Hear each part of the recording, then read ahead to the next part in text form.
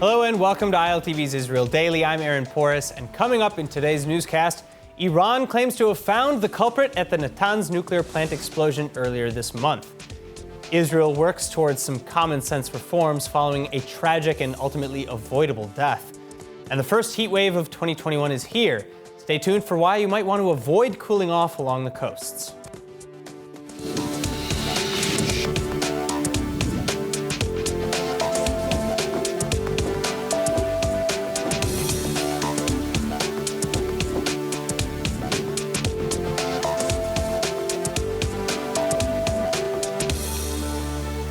Iran's nuclear program slowed but reportedly back on track. Officials in Tehran alleging that the power has been fully restored at the Natanz uranium enrichment facility following a recent explosion on its power grid. And what's more, Iran is saying that they've identified the culprit behind the April 11 blast. This is Reza Karimi, the man Iran is now blaming for the sabotage at the Natanz nuclear enrichment facility, which Iran is also still blaming on Israel. And Tehran is announcing Karimi's identity, saying that he fled the country just before the blast, adding that they've requested Interpol's help in returning him to the country for prosecution, though his connection to Israel and the blast itself is still unclear, as is whether or not Interpol is actually helping.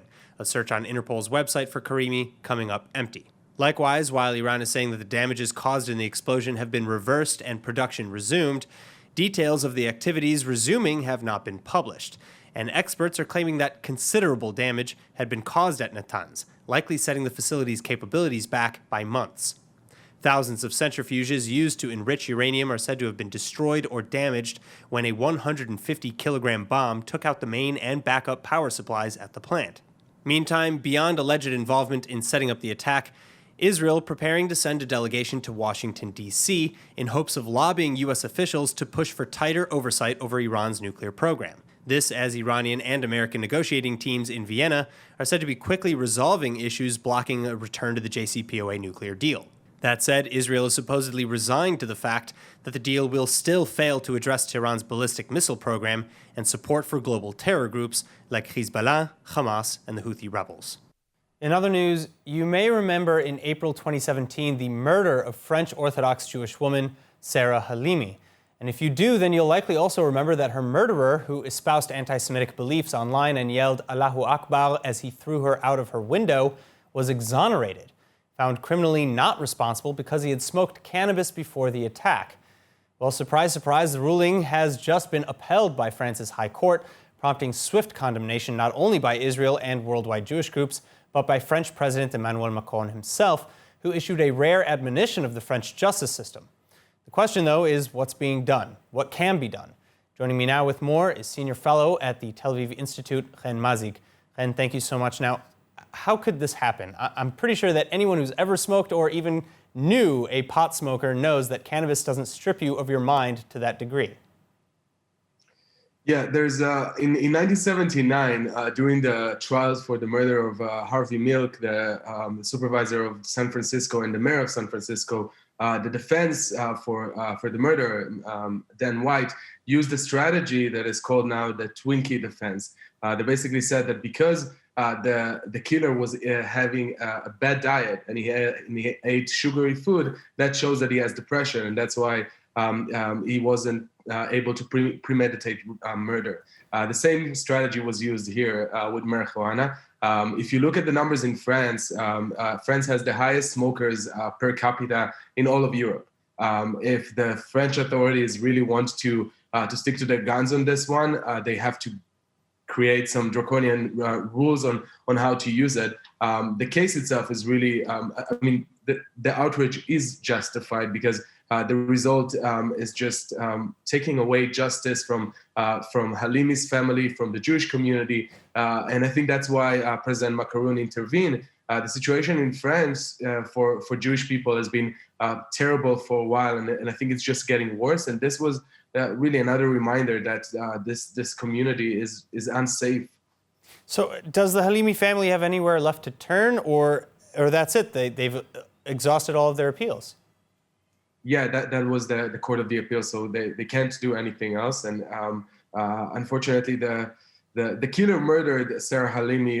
Really, he saw a menorah in her house, and he said that he thought that she was a demon. He saw her as a demon, and then he threw her out the window. And it was anti-Semitically driven. I mean, he shouted Allahu Akbar when he murdered her. I think what happened in the last few weeks is, in the last 2 years since the murder, is that the justice system, the French justice system, has murdered Halimi again. And everyone who supported it, and everyone who says that it's because he smoked or because of mental illness, are murdering her again. And really, people with mental illnesses don't go around killing other people. It's really rare.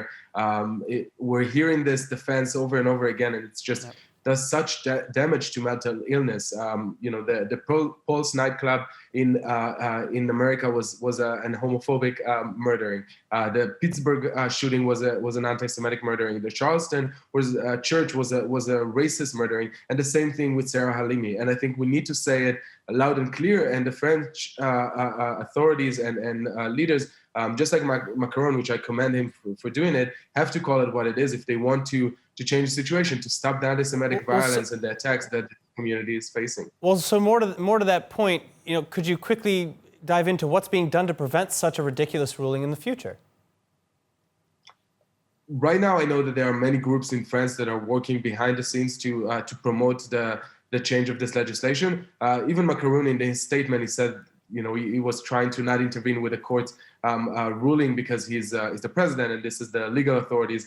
But there's not much that is being done officially by the French authorities at the moment. But I think that they understand that they have a problem. And having such a expression by the president saying that he understands that the legal system has failed the victim and her family, and understanding that this, more than just anti-Semitic, it's also, it cannot be maintained. The French legal system will not be able to go on this way and to allow people to get out with murder because they smoke marijuana. That can't be the defense for the country with the highest marijuana users per capita in Europe. So from their side, there isn't much that is being done, but I know that several Jewish groups are working behind the scenes to promote a change. It has to go through legislators in France, which I hope will happen in the next year or so. Chen Mazik, thank you so much for joining us. Thanks for having me.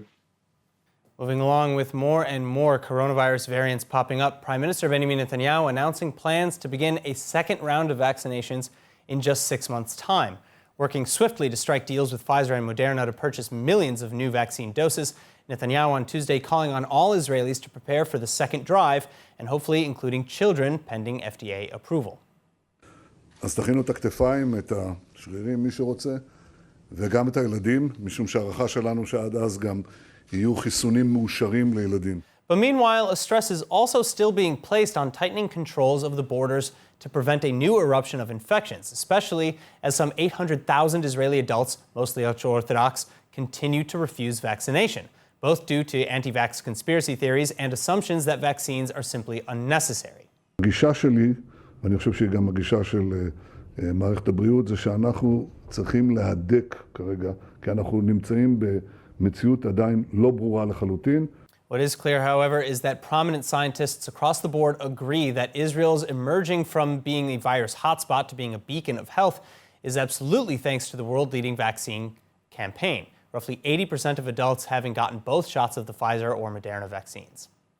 So please, if you're eligible and haven't already gotten vaxxed, set an appointment today. Now, speaking of health, a local tragedy April 15th, leaving the entire country reeling and demanding responsible reform. The story beginning with the death of 23-year-old Osher Deri due to a severe allergic reaction. Police are calling negligent homicide.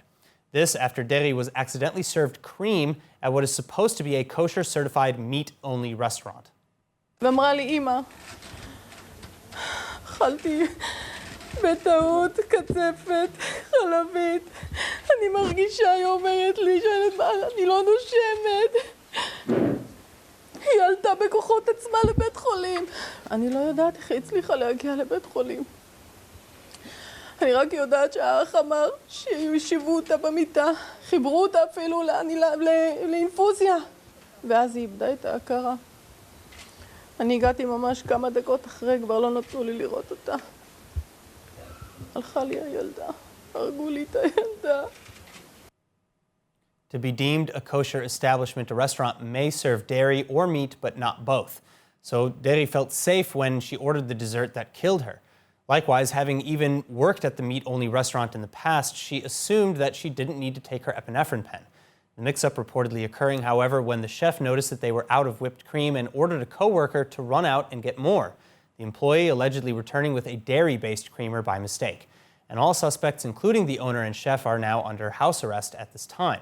In any case, responding to the tragedy, legislators and medical experts are putting pressure on the government to adopt reforms, starting with forcing eateries to carry EpiPens of their own. And the city of Rishon LeZion, for one, already jumping on the bandwagon. זה חיים ומוות. המזרק, שהיום הציל את חייה, הזריקת אפיפן, עולה 215 שקל פלוס מע"מ. על פי החוק, הוא חייב להיות במוסדות חינוך למשל, אבל לא מחייבים מסעדות.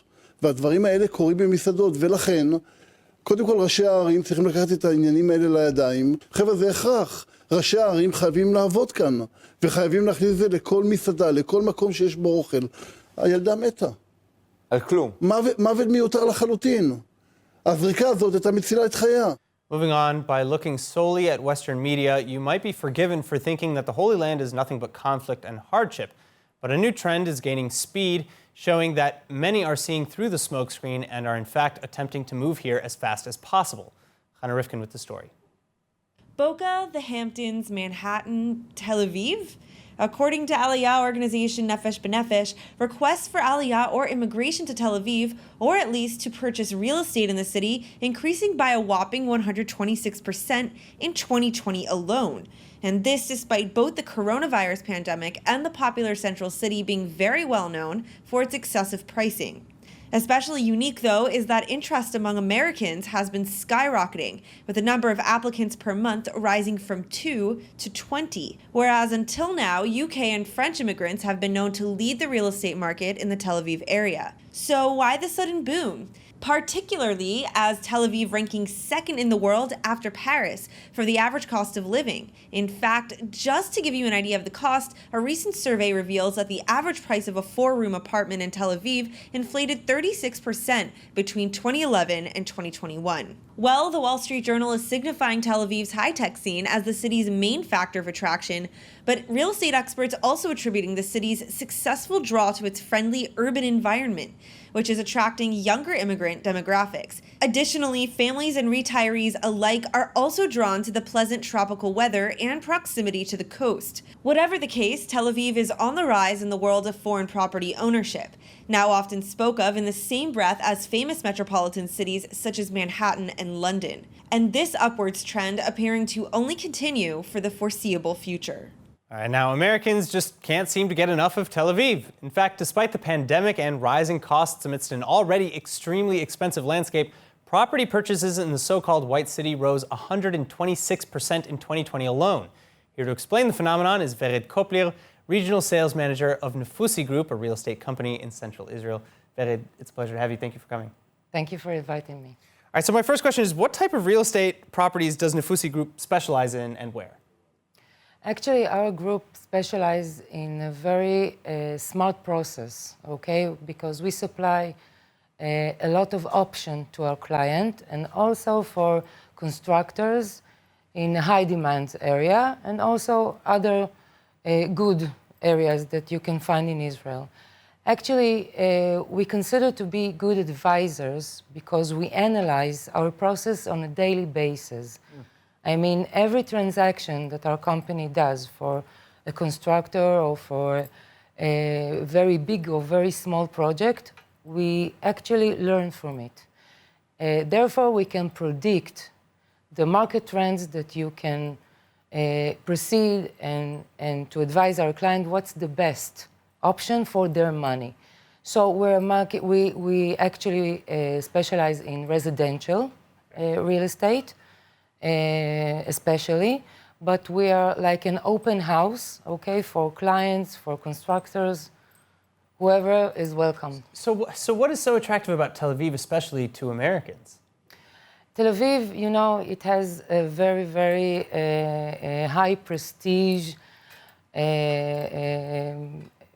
like a glow, okay? You can find in Tel Aviv like a small universe. It's very cosmopolitan. It suggests a lot of restaurants and areas and the beach.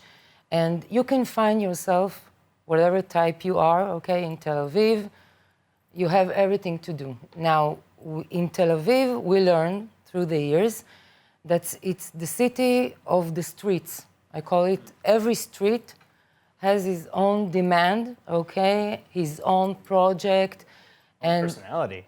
own personality. Absolutely. Its own personality, and actually we have to match the client with the street in Tel Aviv. Wow. So is that in part why the prices are rising so quickly in Tel Aviv? Yeah, because actually it's not a city of neighborhoods, okay, even not areas, okay? You can take, for an example, a very big street, you can divide it like for 5 or 6 parts, okay? And then when you have very low suggestion for the client, the prices are rising up highly, like extremely. So keeping that in mind, then, should Americans maybe keep an open mind to other cities? I tell you what, we make money for our clients, okay? So if we have to consider all the terms and specification of the special client that's in front of us. And if a client looking for a deal of price, okay, we can suggest a lot of option for him that includes Tel Aviv and other high demand areas like Ra'anana or Ramat Gan or Netanya, okay? So if it's an investor, we go with the price, with the money, how much money you can make on the money.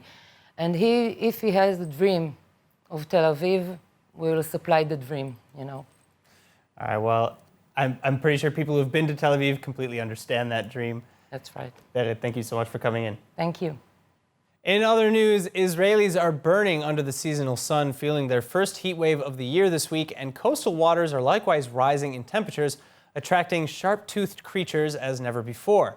With temperatures expected to reach 32 to 42 degrees Celsius, or between 90 and 105 degrees Fahrenheit, the warming ocean waters are bringing dozens of sharks to the Mediterranean shallows. In fact, already sharks have been spotted bathing just meters away from Israeli swimmers near the city of Hadera. The Israeli Nature and Parks Authority, however, warning both amateur and professional divers against swimming too close to these creatures, citing unpredictable interactions and erratic shark behavior. So a word to the wise for this week, maybe stay out of the water while avoiding direct sun for fear of heat stroke. Speaking of crazy climates, tomorrow, April 22nd, marks the 51st annual Earth Day, and United States President Joe Biden is set to virtually hold the Global Earth Day Summit live for public viewing, and with over 57 different nations, including Israel, on the guest list. But with over 5 decades passed since the first Earth Day was set, we have no choice but to ask ourselves, is enough being done? Joining me to discuss is environmental expert and professor at Tel Aviv University's Department of Public Policy, Professor Alon. Professor, thank you so much for being with us. Now, first off, how bad is the situation? Because many still believe that man-induced global climate change is being blown way out of proportion in the first place. Well, if we're talking about the planet in general, there have been some progress. I don't want to be a completely negative presence, but the general picture is that we face crises which are unprecedented. 60% of the animals that lived on this earth 45 years ago in terms of numbers are gone. Species have been lost, a lot of them, but actual populations are disappearing. The temperature is much warmer. We've gone up at least on average 1 degree, but in Israel, it's been up by 2 degrees, and the expectation it's going to be even higher yet. So I am very, very concerned, and I am delighted that there's an American administration which is willing once again to take leadership. It was very, very absent for 4 years, and one of the reasons when we can all be a little bit more optimistic is that there does seem to be some sort of consensus that if we take heroic measures together, we can provide our kids with a planet which will be livable, both climatically and in other environmental areas. All right, well, I think here is my bigger question. What needs to be done specifically, and whose responsibility is it to do it? Because we often hear about the individual's responsibility, about how it's my responsibility to go clean and it's your responsibility to be clean and do our best to recycle and to make sure that we're not using non-recyclable materials. But meanwhile, large corporations are forcing the average consumer into a situation where the purchasing of non-recyclable materials is impossible to avoid. Case in point, on Earth Day, most countries are focusing on the individual, going and cleaning up a park, and that's great, but it's not a real solution long term. So who's targeting, Coke and produce sellers and tech companies to use more sustainable materials? Well, I think that's a really good point. I think there are some things that only governments and central regulation can do, and there are things that only citizens can do. So when we look at, say, Israel's pollution profile, we can say that in the past, it was really air pollution was the result of massive monster factories belching out massive amounts of air pollution. Today, that's no longer the case. It's cars. Every one of us in our decisions to buy a car or maybe drive less, maybe take a bicycle or walk can do better. And the same could be said not only in terms of the climate change implications, but in other areas of life as well.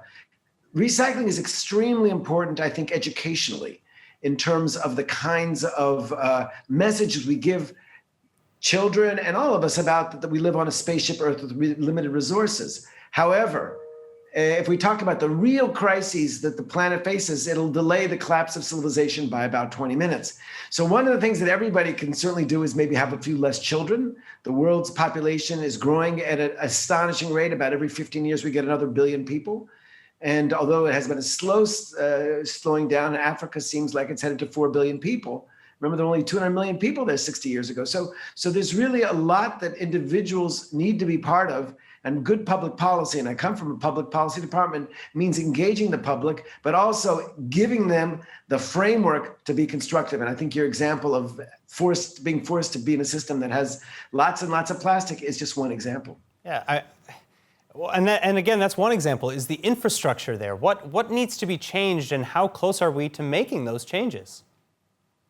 Well, one of the things that we can start doing is via laws force individuals and companies to internalize the costs of their polluting activities. And one example of this, of course, is the example of a carbon tax. If we told people, listen, you want to eat a lot of beef? You know that 20% of the greenhouse gas emissions of the planet come from that beef industry. So let's talk about a carbon tax, which means you'll have to pay and internalize the costs. That's polluter pays. It's been a foundation of environmental policy for years, but we haven't taken it the next step. So just 2 days ago, Israel, the Israeli Ministry of Environment, posted on the website of the Ministry of Justice a new climate law, but it didn't have a carbon tax. And I think this is the kind of thing that we're seeing around the world, where we're forcing people to at least come to terms on an economic basis, and corporations, which really do look at the bottom line, might be better off or might be more willing to help us out. But yes, and there's always the ability to boycott. And if you see a company which is really doing very bad things to the environment, put it on your Facebook page. It's amazing what a difference it can make. When the Exxon Valdez took place, somebody cut their Exxon credit cards in half. Boy, you can be sure that things change in the corporate boardroom. So yes, the public does have a role in pushing the decision makers. All right, Professor Alon, thank you so much for joining us. Thanks, and happy Earth Day. For one and all, let's do what we Earth Day. can to save this precious planet. Thank you. And now let's take a look at the weather forecast with Chana Rifkin. Good evening, Aaron. Mostly partly cloudy skies, as you can see, save for a dust storm actually expecting to pass through a lot. Pleasant lows in the 50s or lower to mid-teens in Celsius this evening across the majority of the country. And tomorrow, highs expecting to be in the 70s or 20s in Celsius. The heat wave is seemingly over in most regions. And now, before we go, let's take a look at what's going viral in Israel.